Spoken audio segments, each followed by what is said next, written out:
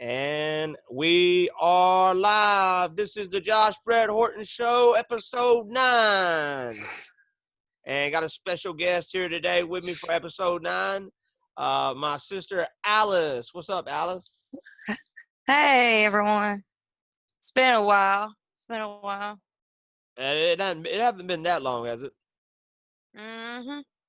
About 3 weeks since we first started the channel. Yep. Something like that. Descriptive influencers already. We building up the channel, getting the subscribers and everything. And we're doing these little interviews right here so that the fans get a chance to get to know us. And I did mine the other day, and today we're going to do yours. So first off, start off by telling everybody where you was born at and where you're from.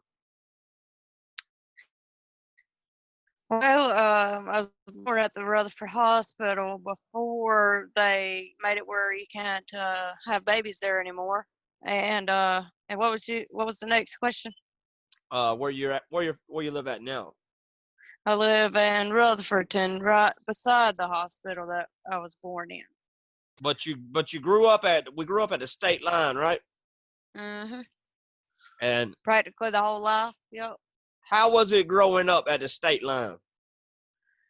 It was good, but it was hectic. You know, it was a drama all the time. You know, we weren't fed with a silver spoon. We had to work our way to get what we got. You know, wasn't raised from, but we made it through with what we had. I could say that. We had a lot of playroom outside before video games and all that was popular, and the internet and all that. Yeah, that's what I miss, being able to have all that property to go outside and do things.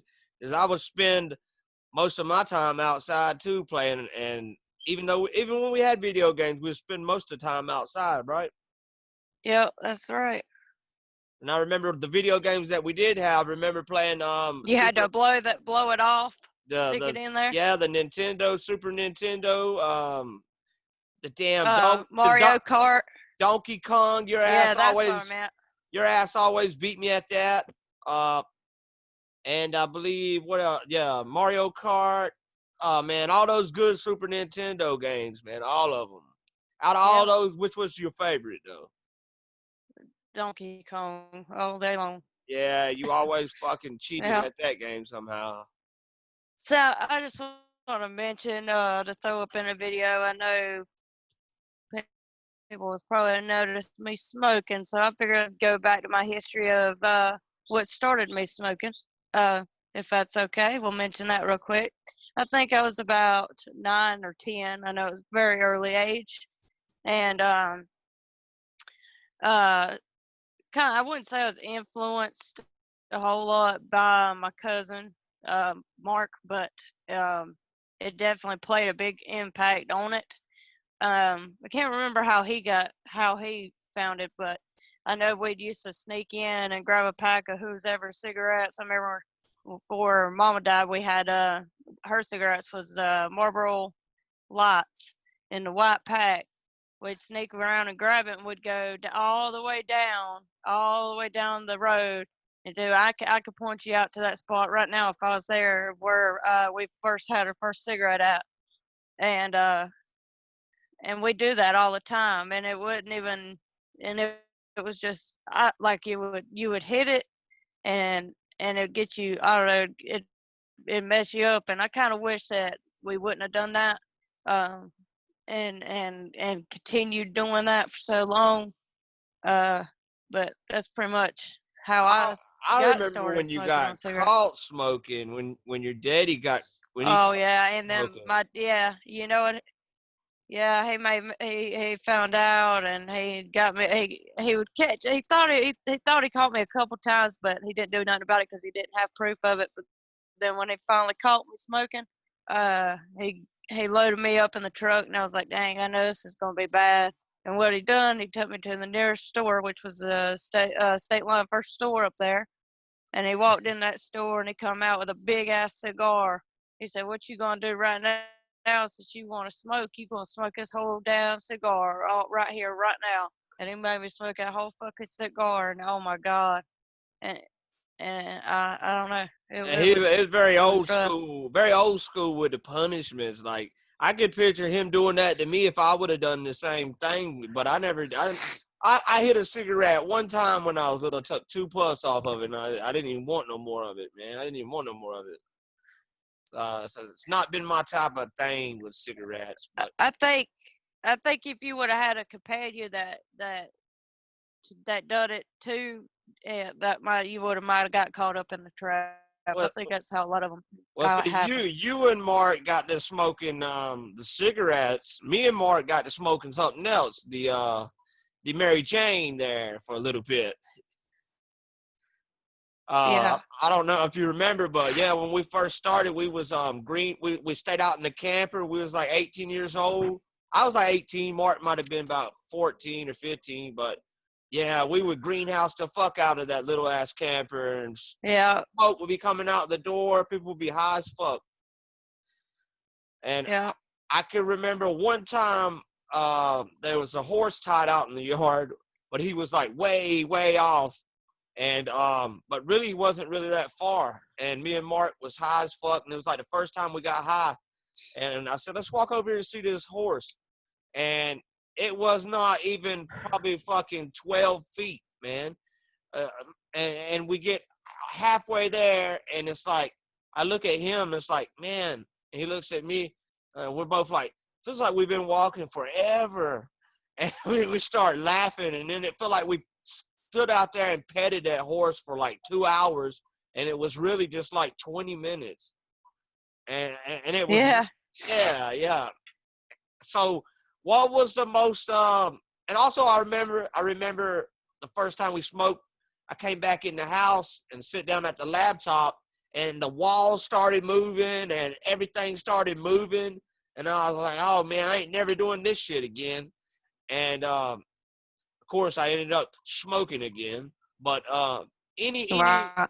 any story about your most trippy moment with Mary Jane? Uh, Not necessarily with that I could think of, but a trippy moment, the most one that I think of that I will never ever do again is whenever you met up with that lady that lived down the road, Haley Ammons. And she introduced us all to something they called triple C's, Skittles is what they would call it. And it was like one of those things where you want to outdo the other person with how many you take. And I remember taking like 45 to 50 of them at one time, first time ever.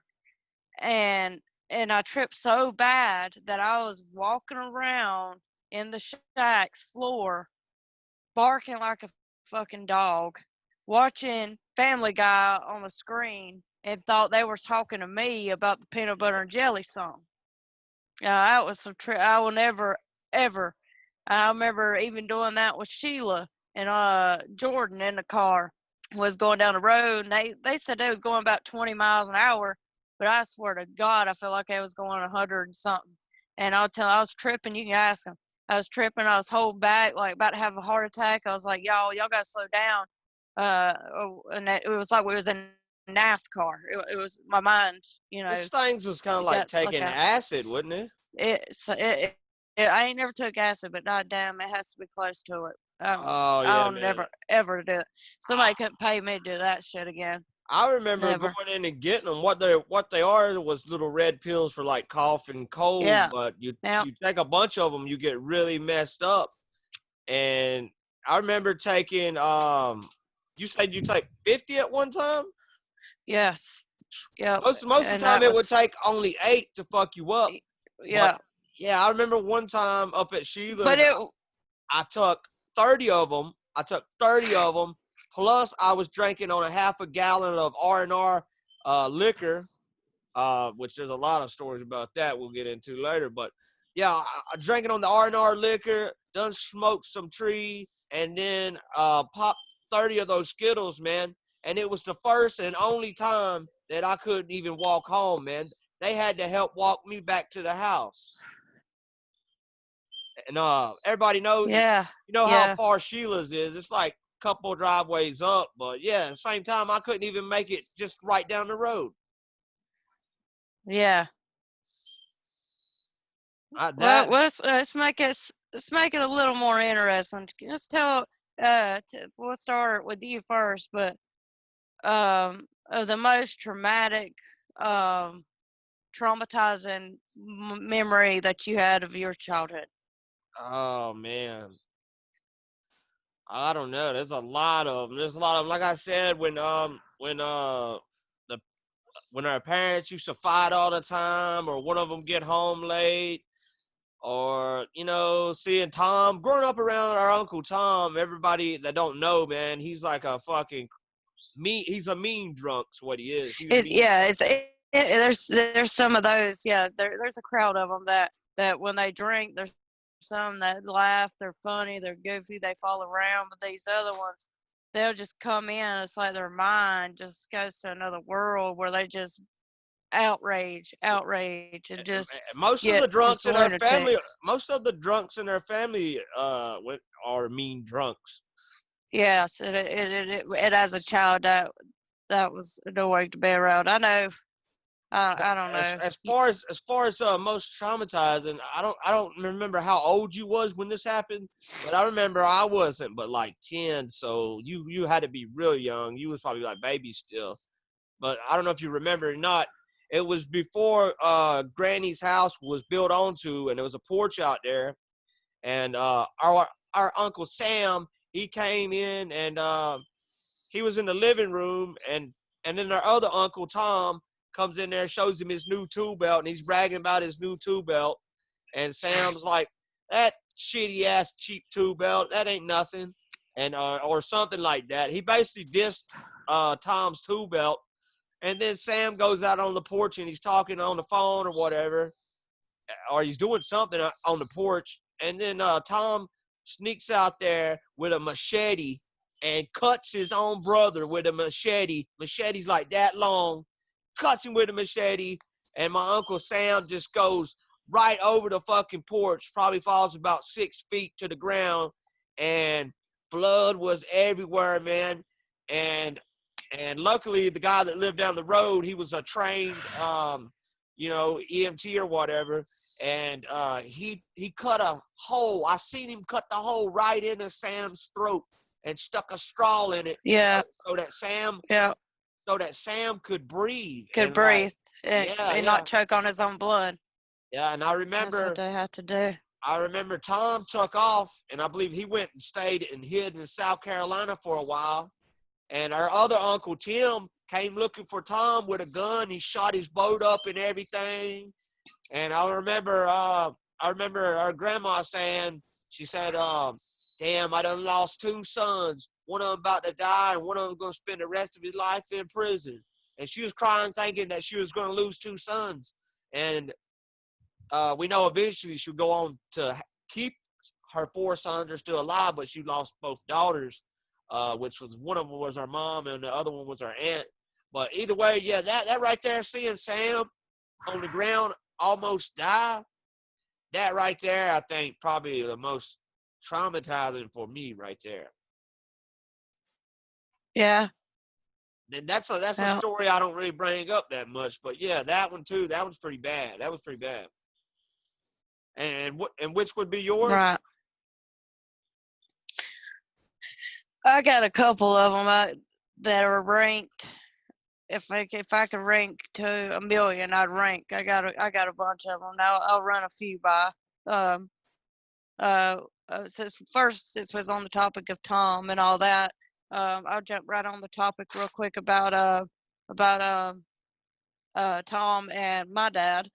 Uh, I remember my dad was sleeping down at that trailer, and because he had to get up for work in the morning. And Tom, like we said, he was a drunk, smart mouth drunk. Well, he snuck down there in the middle of the night, which they had already had a feud for, I can't think of what reason, but I'm pretty sure it's just because every time Tom got drunk, he'd run his mouth. But I remember him walking down there and knocking on my dad's door, and he had a gun, shotgun. And I remember my dad. My dad he still wears the whitey tighties, okay, and he had the whitey tighties on, That's it. I mean, he woke him up right out of his sleep, knocking on the door. And my dad goes, "Who the fuck's at my door?" And he opens the door, and Tom's standing there with that fucking shotgun ready to shoot him. And he had a shotgun pointed up at my dad and says, I want them pictures of my fucking sister that you got in here. And that pissed my dad off because the pictures that he had was his pictures of his wife and her mom, and not to mention, not even that, but he's got a shotgun pointed right at him. And my dad jerked that shotgun, turned it around, threw Tom down the stairs, and I had and got Tom's eyeball, man. He had his fucking eyeball.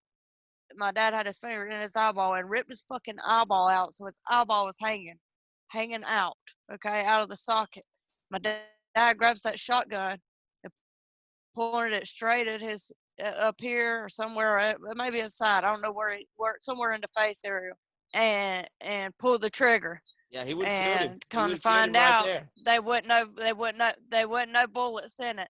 He said, "You dumb son of a bitch." He said, "You come down here with a fucking shotgun. It ain't loaded." He said, "If it's fucking loaded, I shot your fucking brains out." And my dad was chasing Tom. Tom was running up to my grandma's house, and I followed, and I saw Tom's eyeball hanging out of his socket. My grandma with the rags and shit, and everybody. I was stuck in the middle of it because my dad, I know that he wasn't in the wrong because of all of it was going on, but everybody was all over him about all of it, and I mean, that was traumatizing. Another traumatizing event that happened to me. And I don't know if you want me to talk about it, but Oh yeah, because go it ahead. was your This is your best story. friend. This is your story right here. Yeah, I want to get your point of view on that too. I told the story about Tom and your dad fighting or whatever. Yeah. We haven't told the story from your point of view on what you're about to talk about. And what you're about to talk about right now, what's interesting about it is in 4 more days, I believe, it's going to be the 15-year anniversary of this, what happened. So, I mean, right now is better than any time to finally come out and talk about it and get it off your chest, you know? Okay, and I'll try to make it through it. If I can't make it through it, I'm gonna stop. But I'm gonna start from the beginning. Okay. Run his name through me again. I can't remember his name right off. Let me start off by saying, What's it? we had some Latinos living next door to us like all our lives, and all of them was good friends. And then one day, one of the guys that was What's renting, his name? Daniel, his nephew decided to move in out there, and he wasn't but 19. So over the next 5 years, we would get to know him. His name was Rigo, and we would get to know Rigo, and started to tell me about when did him and you start, you know, other Well, than a friendship. I, well, I remember we say, really, it was like, you know, I'd go out there and we'd all hang out, and he was nice. I mean, he was nice to me. Um, it felt like it because at the time I really didn't have anybody to talk to, nobody that bought me nothing. Um, but we became friends, as I thought at the time. I wasn't but like I don't even know, 10 or 11 years Oh old. yeah, you was 9 years old. No, I can't even remember. I know I was young, but can you still see me? Okay. Yeah. But I remember, and some of it's blurred out that I can think of. But I remember one thing right off is first, you know, like I said, he would love to take me somewhere and in his car to go and just buy me whatever. Most of the time we like go to a flea market or just go somewhere, and he'd buy me anything that I Or to wanted. Walmart And or to I the and I'm movies. and I'm so young that I don't know, you know, I think, oh, you're just doing this to be nice, you know. And I remember one day, now that I look back at it, I'm like, damn, that should have been a sign. He had went back in the day. We had those Polaroid, snap a photo, and then you got to take it to go get the roll of the photos. And I had the bathing suit on, and he would tell me to do different poses. So I'd do different poses for him. And then I got back and I looked at the photos, and I was like, oh, yeah, these are so pretty of me, you know? Um, and so many times I would have And my he was Aunt around Teresa that 20, passed away. he was around 22, 23 years old when this was going on. And you was 9 years Yeah, old. and I would have my cousin Mark and Mark's mom, Teresa, that passed away. Just Teresa would pull me to the side every time I go stay the night. Like, I know it. You don't be afraid to tell me if something's going on. They just sensed it, and I was like, no, nothing's going on, nothing. You know, why would y'all say that? He's nice to me. Speaking on that for a minute, Well, I feel like I could sense something too, because he would buy. I thought he would buy everybody's stuff. He'd buy me stuff, buy Granny stuff, like to like make us think he was all this great person or whatever. But one day, we was all in there talking in my room, and I remember I went over to the window, I pulled the curtain, and I sit it a certain way, and I said, "Oh, I gotta go use the bathroom." And then I went outside, and I looked in through the window. where at in the shack? No, in the old trailer that we used to live in growing up, the one that got took off when the one where Yeah. Tom's trailer is sitting right now. Yeah. So I pulled the window back, the curtains back, and I went and looked outside and went to look through the window to see if y'all would do anything, and y'all didn't do nothing. Y'all was just sitting there talking, and I was like, well, maybe it's in my head. Maybe it's in my head. But what I remember now, there was some kind of record player that he'd play, and I can't think of the song right now. Is But it every love? time I Love hear it, hurts. Love hurts. it's either that or some kind of, it's a mixture between English and Hispanic music, and he would play it and sing it to me or whatever. But skip past that a little bit. Like I said, um, I remember one day whenever we was in the shack.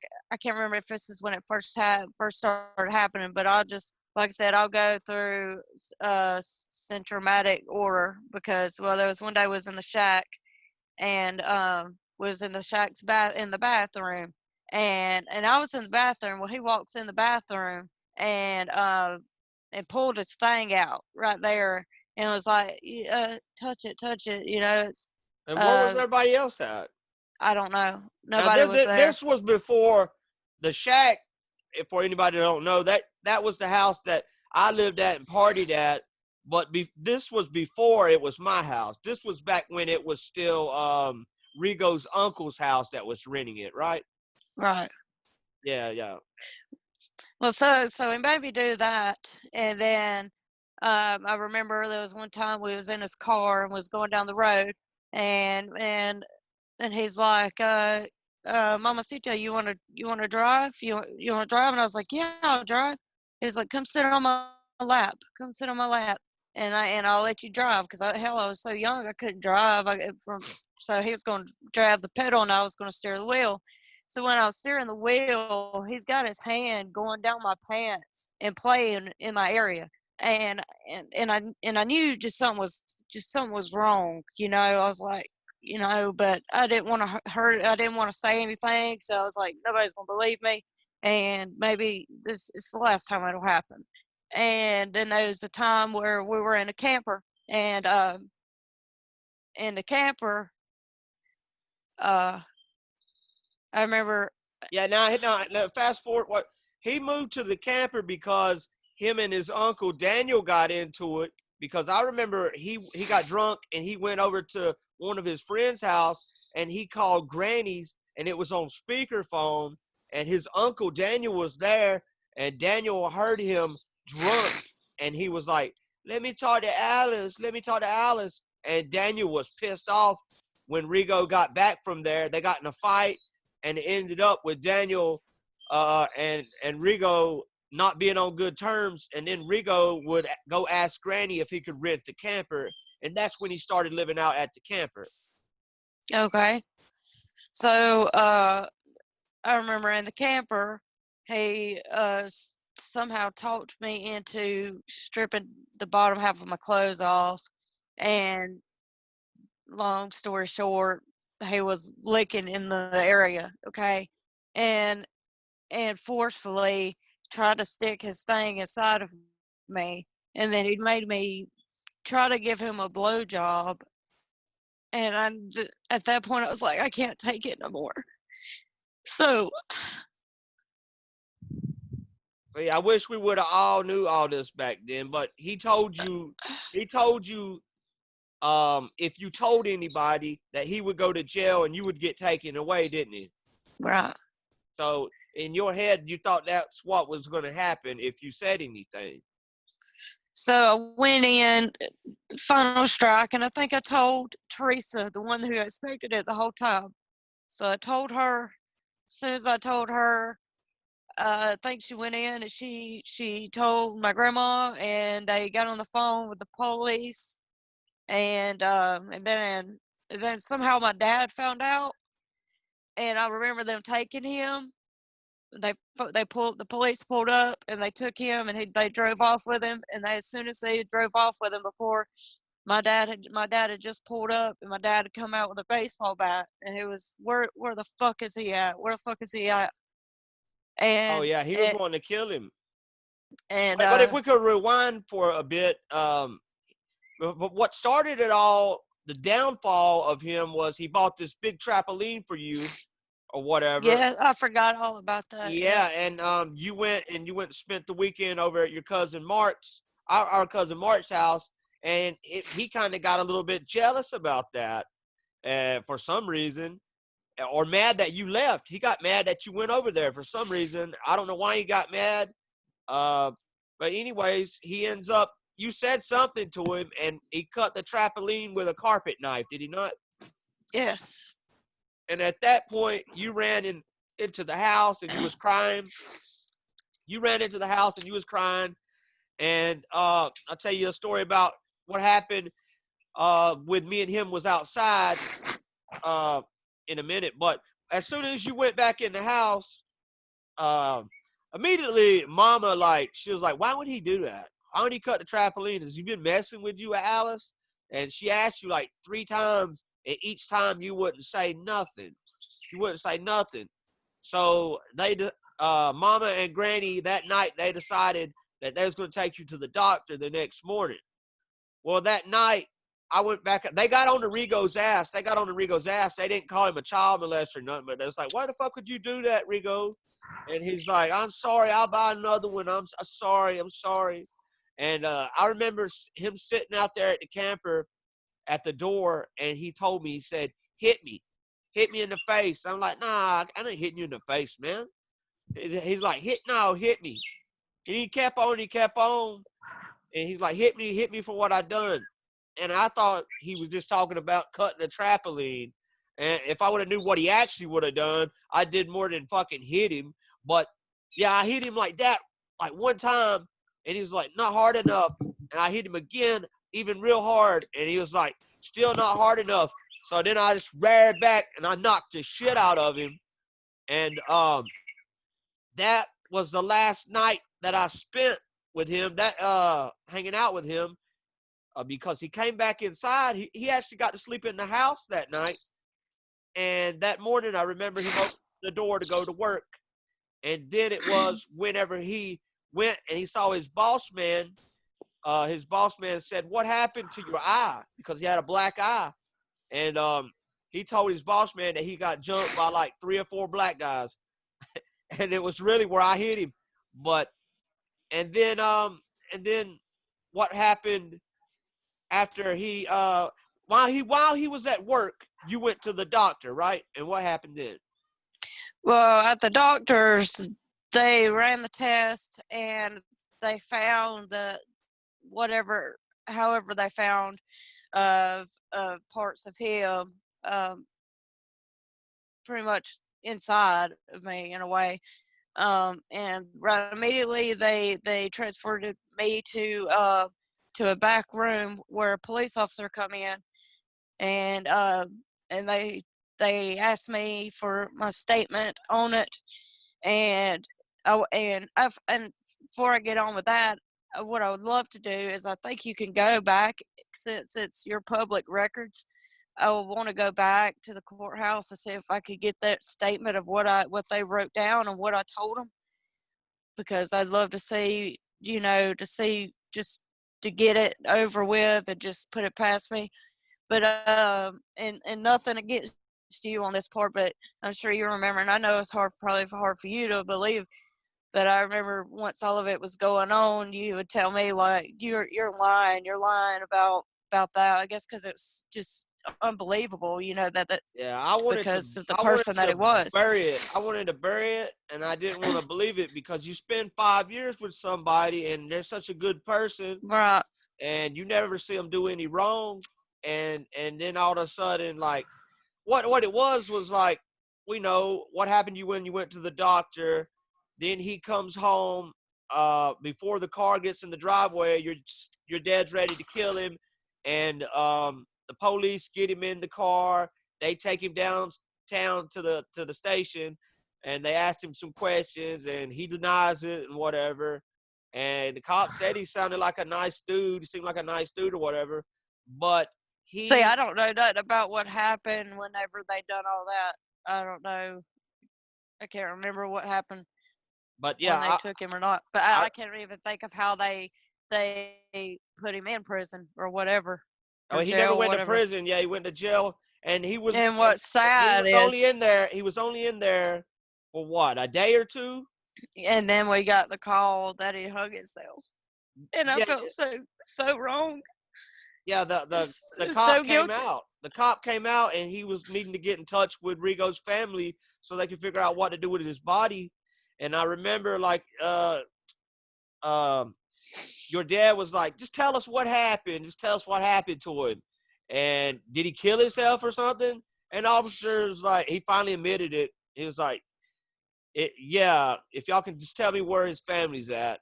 And your dad was celebrating and everything. And like I said in my interview, I just started crying, and Mama even was crying, because we knowed him for so long.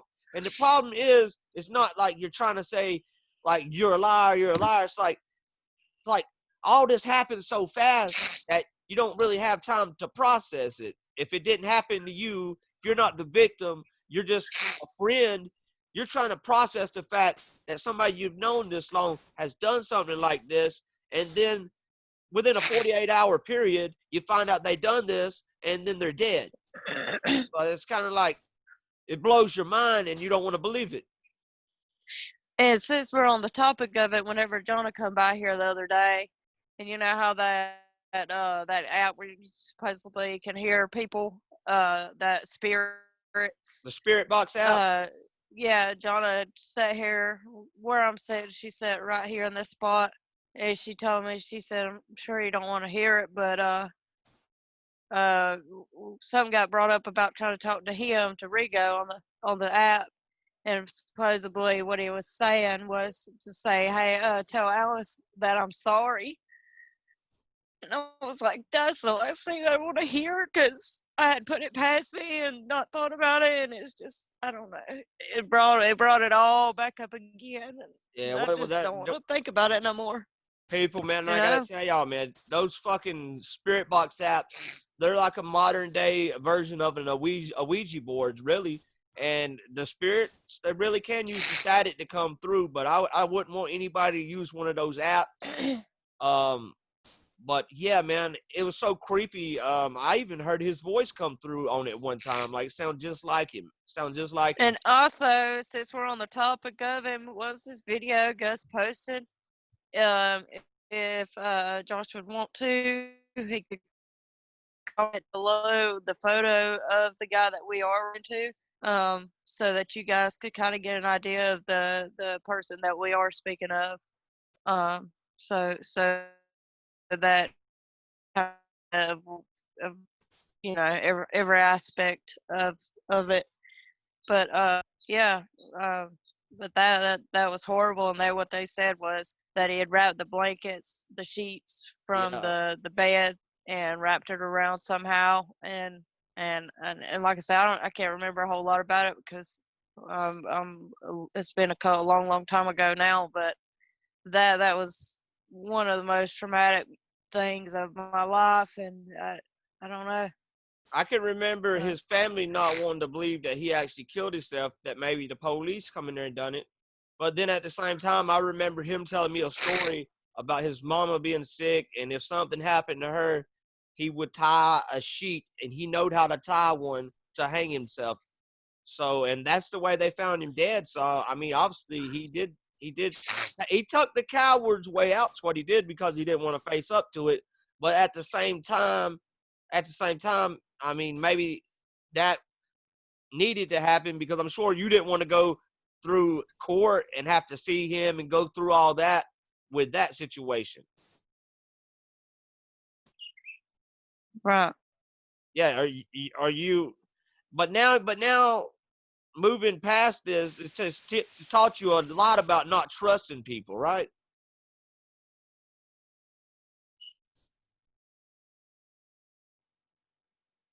Yeah. You, And you still there? that's one of those things, just like lose. Yeah, All can you right. hear me? Yeah, I can hear you. Your video just froze up a little bit. Okay. But but yeah, it's just like I said, it's just one of those things like losing a parent that Well, that just takes let's a piece of you that you can't get back. let's let's fast forward to that. 2 years later, we find out that our mother passed away. Tell us about that morning for you, because I told everybody how it was for me waking up and then your daddy come in there telling me he needed to use my car, that my mama's dead. My mama's dead. How was it for you when you first heard?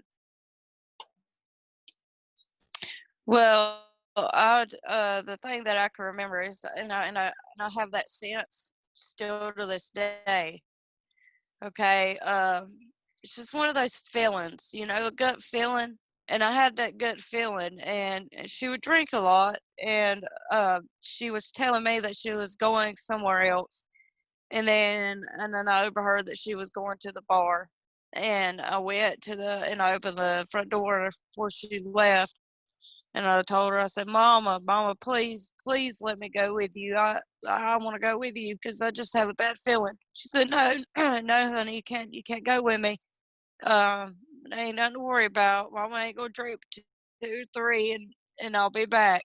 And I was like, But Mama, please, please let me go with you. And she was like, Okay, you can go with me. Just give me a minute, and I'll come tell you. And I looked out the window, and they drove off, and they left. And I was laying in the bed with my grandma, and it was I it was about remember. it was That's the last time I remember seeing her was with you. Was like trying to beg her basically not to go to the bar. That's the last, and yeah. I don't remember what I said to her last. I remember I was mad about it, so I don't think I even really even said anything. But I remember watching you try to tell her no, don't go, and I'm like, you ain't gonna get through her head.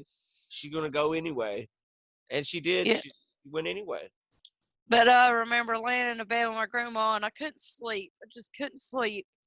3 o'clock in the morning come around, and I woke up my grandma. I was like, Granny, have you heard from Mama? Is Mama back? I just have a bad feeling. I was like, Do you know if she's back or not?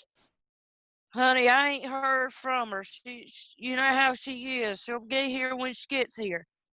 And then an hour later is when I overheard that my dad come in. He come in and he was trying to ask my grandma for the keys to her car. And my grandma was like, "Hell no, you ain't getting the keys to my car. Get the fuck out of here." And she She didn't didn't want to have no believe it. idea. He didn't tell us because I was right there. Oh, okay.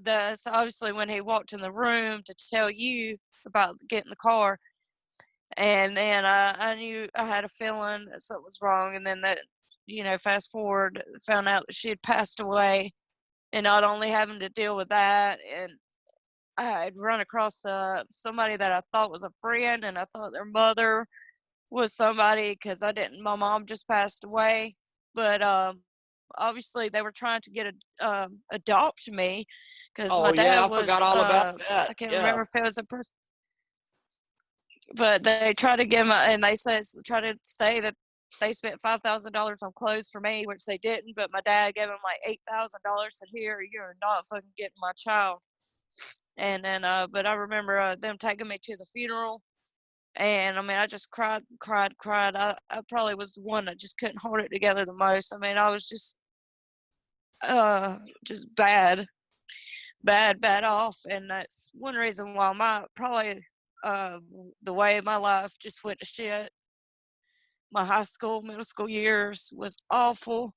I had rumors going around about me all the time, uh, and they, I ain't said a whole lot about this, but my high school, middle school years were terrible.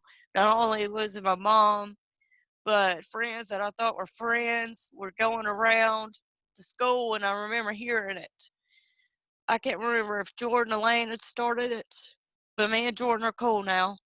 But I can't remember if Jordan or the Heather girl had started the rumor, but the rumor was that I had gonorrhea or chlamydia. And it was a lie. And man, it, uh, I had everybody just, you know how people are, man. They, they bugged me so much about it. And I just couldn't go to school no more. I got tired of being bullied and dealing with all that shit. And then that's when I started laying out of school. And then, not to mention, um, I think you remember me even as a child, like when I was little, my teeth were rot. My baby teeth they were rotting out. Yeah. Um, but after they fell out, I figured, whatever, I won't have that issue. Well, I had that issue growing up. Growing up in middle school and high school with your fucking teeth rotting out right here, right here, right here, right here.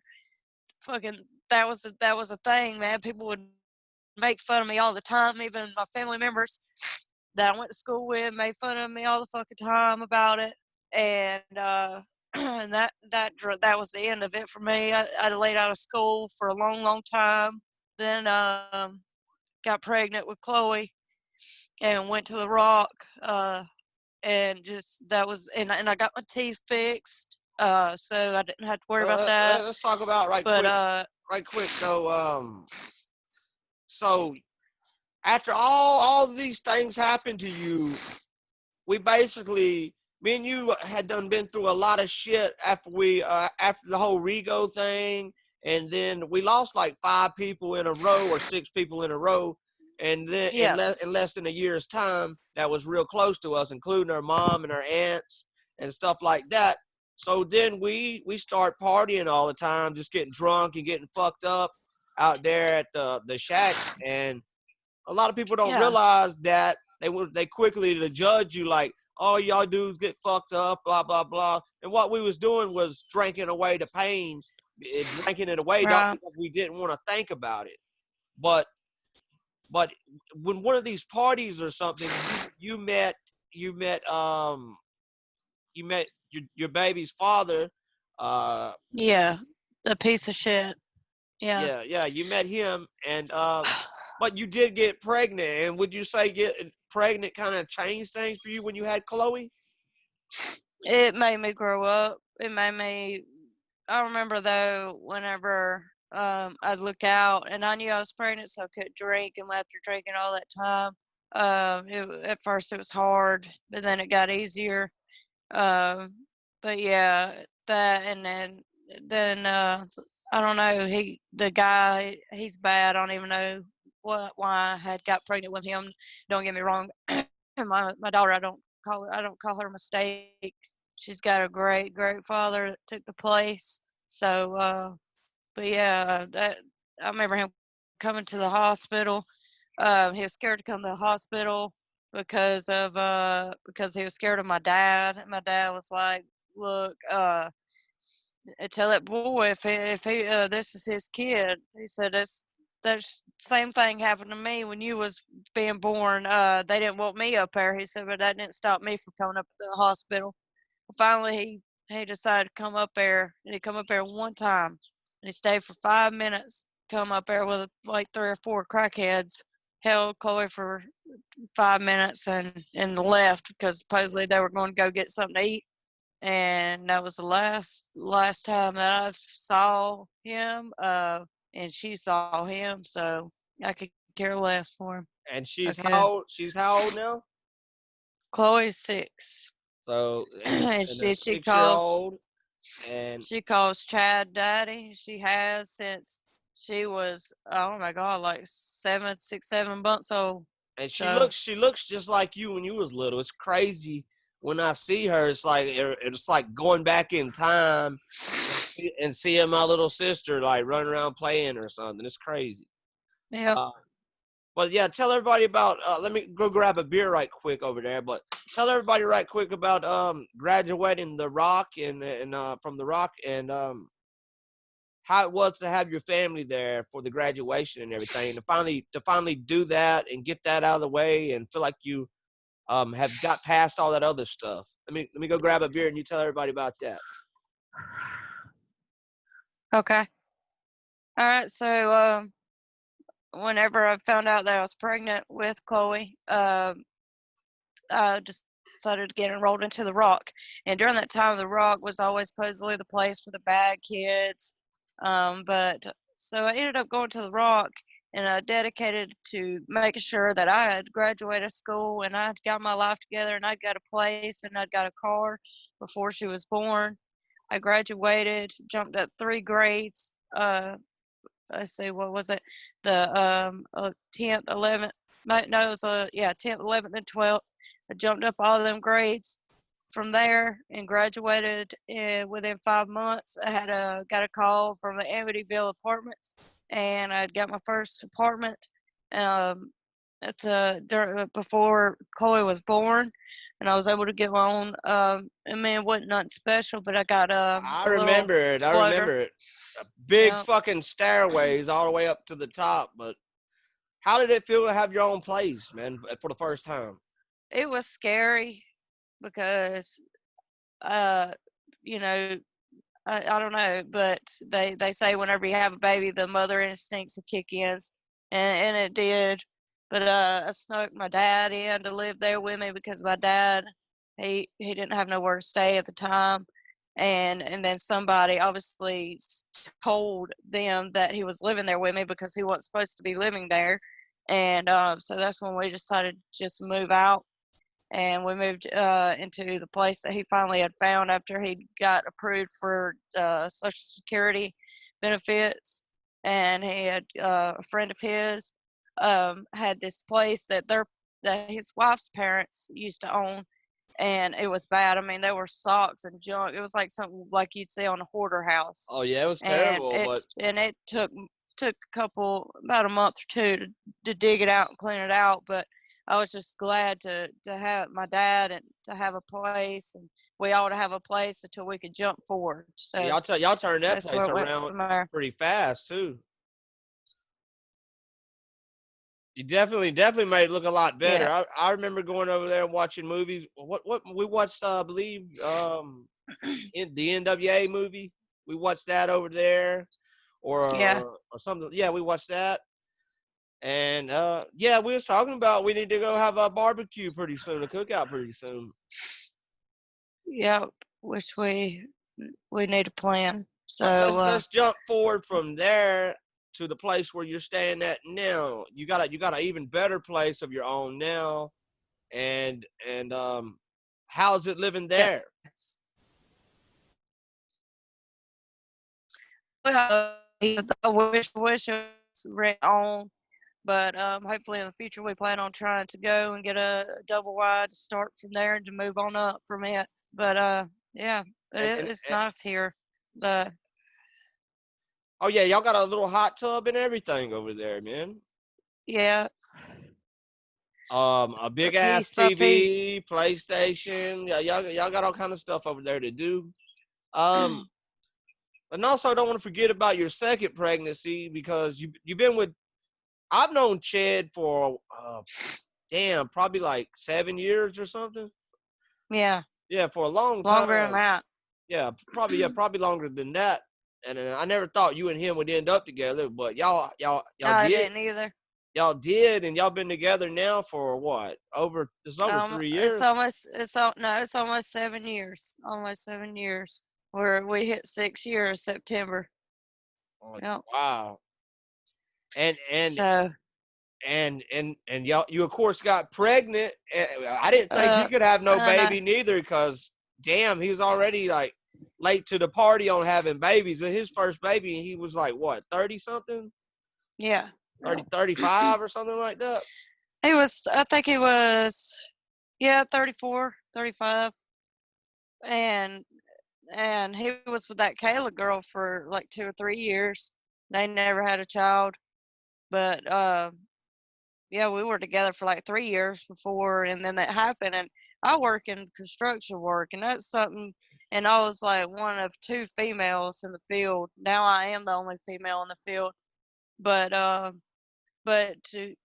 hid my pregnancy from them for a long time because I was scared I was going to lose my job, and to the point to where I started showing, and it came and they found out about it, and the owner and the boss, that he's the boss and the owner, I got word that he wanted me to call him, and I was like, oh gosh, I'm He found scared. So out. I called him. Yeah. And called him, and he was like, look here. He's like, I like you a lot. You're a hard worker. You're a good worker, and I ain't going to get rid of you. He said, what do you think about me putting you in the office right now while you're pregnant and until you have that baby? I was like, yeah, that'll work. So I put me in the office and then started back working last week. And I don't like it too much. I ain't going to lie, because I miss so much of seeing Chase, to see so little. Yeah, I that's mean, what I wanted Chloe to say. too. Like Damn, in the between time, before you went back to work, you was pregnant with Chase, and Chase is you come up with that name as a combination of your name and Chad's name, right? Like Chad and Alice. Yeah. And man, he looks a lot. I can see a lot of Chad in He's him. I more see a lot of Chad Chad. in him. Yeah. Yeah, I Yep. see a lot of Chad in him. He looks just like. But you know, when babies grow older, they might start to look like the other parent a little bit too. Yeah. Um, Yeah. but yeah, But it's how did it feel to be at home again and spending time with both of your kids while you had the chance? I loved it, and I kind of wish I could still do it. Be honest, what's my bad luck is I get approved for unemployment, get one check of unemployment, then I get the call. They need me to come back into work. And I had to go back to work. And I was making more off my unemployment than I do working 40 hours at work. And got to go back to work, not see the kids, rather than sit at home on my ass, get my little unemployment while I can, and hang out with the kids. But I guess you can't have it all at one time. So I just now had to go back and do what I have to do. But it's rough. So But I don't I'm know. telling you, from my viewing point, it's like you've been a fucking good mom though, as far as like when you have birthday parties and stuff. When you go to the Big E, which if nobody knows, that's like this big entertainment place in Gaffney. Gaffney.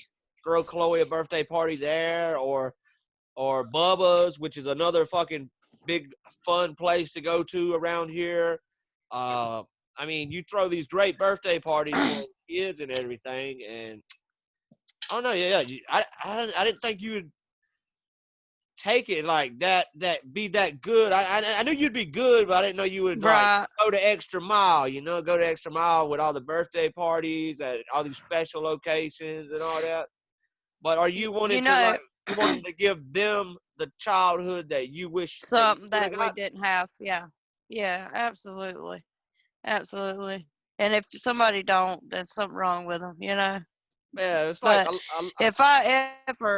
if I can ever invest in enough money, by gosh, what I'd do is I'd build this big, big, like water park, and just everything, arcade and everything. Perfect place for a birthday party because there ain't but a few places around here, and you got your family members that go to it, and then when it's time for your child to go to it, it's like you got a limited spot. If you want, you know, you might go to like Dave and Buster's or Charlotte or something, but half the family don't want to drive all the way there. But I'd put something in this area, something that I know people, it would just blow up. That's what they need to be building instead of all these car washes. Oh, Don't get me wrong. I like a good car wash, but not three fucking right there beside each other. have you been to the Yogi Bear campground that's around here? And I need to though. You need to I go saw where there, y'all man. had. They got like a big ass slide where you could go down and it comes out to the water. Then it's got another big separate pool. Then you can even go canoeing on the big ass lake, and it's got a playground. And the fucking cabins are nice as fuck and cheap. And you can stay out and have you know, you can sit around the campfire and do all that shit. There's a lot of shit to do there. If you ever want to do throw a birthday party there or get together for a vacation there, That'd be nice, yeah. Yeah, I think the kids just got back from going with Jana's daddy and her stepmother. But we're gonna go back probably later on this year. If we go back, man, y'all should probably try to get a cabin right near us, and We definitely go. We're wanting to go. We're planning on buying us a couple kayaks. Anyways, about messed around and bought a boat last week, but we walked up out of that. But yeah, no, but I got 6% up on my phone, so we'll have to wrap it catch up back right up quick. on part 2. But Yeah, right quick, how do you feel about the podcast so far? I like it, and I hope everybody else likes it too. And also, and I know you guys been keeping up. Hopefully, I did post a gameplay from it's called the Uncharted: The Lost Legacy gameplay. And the first time I done it was without sound, without voiceover. The second time that I done it was with the voiceover. Third time I'm going to try to put the camera with it and make it a lot more interesting, and I'm going to try to do different voice changes during it, make it a lot more interesting. I don't know what kind of voice I could do, but try before we cut out, try to throw a quick kind of like a person's voice, and let's see if we could try to sound like that person. Like, I'm talking about not just people we know, I'm talking about like, you know, cartoon characters or famous people. Man, Let's see what we can do. I don't even know who to think about. Let's see. You want me to do? They do it a lot on the Jimmy Kimmel show. You want me to do Tom? You want me to do Tom's voice? You can try that, and then I'm gonna try to do one. All right. This is where our drunk ass Uncle Tom sounds. I told you that. Goddamn, I could have told you that. Goddamn, you ain't got no sense. Goddamn. That motherfucker will say GD about 100 times a fucking sentence. Everything. But yeah, I plan on getting on there and doing a couple different whatever I can come up with. Damn, I'm trying to think of a character real quick. Let's see. Shit, I'm trying to think of one. Let's try to do it with a song. Let's see if I could do some. Damn, I'm trying to think of somebody. Oh my god, I'm trying to think of something that I could do. I don't want to fucking embarrass myself on the on the fucking stream. I don't know. What about Peter Griffin? Yeah, do that. Let's say let's think of a part that he does. Oh, fuck. Let me think. Lois! Hey, Lois! What's Stewie doing over there in my shit? Huh? What's he doing over there in my shit? I tell him I'm gonna go out there and the fucking Kool-Aid man gonna get me. Yeah. Or what about Cleveland Brown? I might could do him. Do it. Let's see. Hey, you guys. what does he say? Hey Peter. Hey Peter.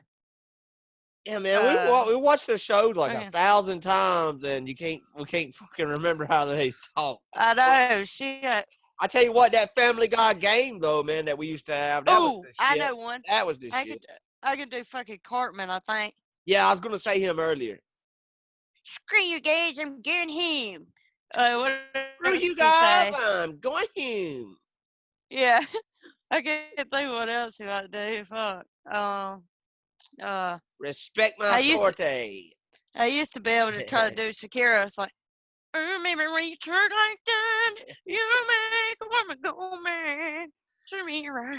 His Oh, man. starlight is starting to feel friend.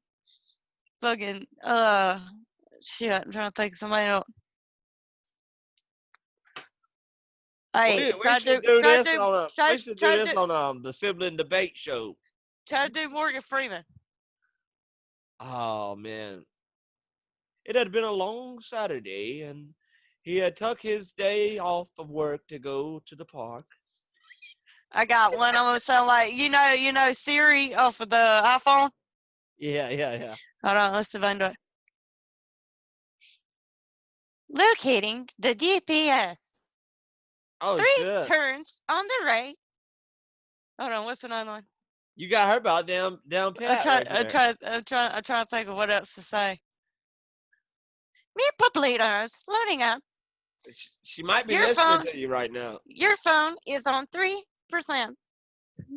I don't know. So if I could think of what the hell to say, I could probably do it better. I'm trying to think of what to say with it. Damn, but yeah, I don't know. That's what I'm gonna try to do when I do my video game. Oh yeah. I got somebody. Fucking Donald Trump. Go for it. Well, we want to make America great again, and the American people, they know that that the fake news. I can't do no more. Hold on. What's that he said? Oh, he said. Hold on. Before I do a voice imitation, he goes, yeah, it's getting bad out here. You know, you got these people dying. Oh yeah, you're doing better than I was. There are people that ain't never died before. They died. You know, it never happened before, and they just all dying. You know. The fake news, it's all bullshit. Just fake news all the time. You know, the Fox News, they're fake. The fake news, the man, WWTV. He's CNN's fake. But he hates good. CNN. But yeah. How about old Joe Biden? If you vote for Trump, you ain't black. What about that? That's some stupid shit. I mean, I stay out of the politics, ladies and gentlemen. I stay out of the politics. What is it? It's a song, and once you hear it, that's all you hear. It's like how'd it go? Oh, you know that song? Want your body, need your body. If you ain't got me, then you don't need nobody or something. Oh yeah, I know what you're talking about. All right. Now I'm gonna sing it like this, and you tell me if you fucking can ever get this back out of your head. Don't need Joe Biden. Don't need Joe Biden. If you ain't got Obama, then you ain't Joe Biden. I don't know, stupid I wish shit. we could have like nothing against none of the candidates, but damn, why can't we ever get any young people running like they're in the 30s or 40s, like John F. Kennedy or Obama's age, man? It's always got to be old people. Yeah, it's ridiculous, man. I don't know. But yeah, wrapping this up. This has been Alice's interview, so y'all get to know her better, and pretty soon we will be doing more sibling debate episodes, and probably more episodes with me and Alice on it later on too. But you know, I'm glad y'all get to know what we've been through, what we overcame, and where we're at right now, and why we are the way we are about things, and the shit that we've been through, the shit that we put up through. You know what? I can't believe they're still together after so much shit they've been through. You know? What's that, Alice? What's that? Your ass cheeks. You set me up again on that one. But what was it here? Hold on, give me a minute. Keep on talking what you're talking. That got you something. I don't even know what to fucking say. You got me fucking. You got my mind blown with that one right there. Oh god damn. Oh man, I don't know. There's so much. I don't know. Well, we had to save it for other episodes Oh, because for I got a sure, for couple sure. for you. Make sure y'all drop a like on this video too, man, because this has been one of those videos. Like, I think once it's out, man, you'll be glad you got a lot of stuff off your chest, like I did when I did mine. Everybody knows the story now. You know the host of the Descriptive Influencer show now. And if you don't, then all you got to do is watch this video back again and again and again until you do know who the fuck we are and our battles and what we've been through. We've been through what a lot of people probably would have just probably would have killed themselves and, and they would have been gone. A lot of people couldn't have handled what we've been through. But God saves his toughest battles for his strongest soldiers. And Yeah. also, right quick, I want to mention, man, I didn't get to mention this in my video, and I forgot about it almost on your video too. But recently we lost both of our cousins this year too in 2020. Our cousin Adam at 23, and our cousin Brent, I believe, who was 35 years old. Both of them was American soldiers, and both of them are our first cousins. And I wanted to say R.I.P. to Adam Paris and to Brent Hendricks, our first cousins. And see, we're already in 2020, and me and Alice still going through shit, still losing people left and right. It's got to be a fucking family curse, but I mean, we overcome everything, and we'll keep overcoming it by the grace of God. That's right. All right. Well, you about ready to close us out? Yes. Thank you for joining us here for episode 9 of the Josh Brett Horton Show. This has been Josh Brett Horton with guest Alice, and Alice will be on here posting her own videos probably later on in the week or something, and we'll probably post some together. But thank you, Alice, for joining us. Yep, and thank y'all. Screw you guys. I'm going home. Goodbye, ladies and gentlemen. Bye.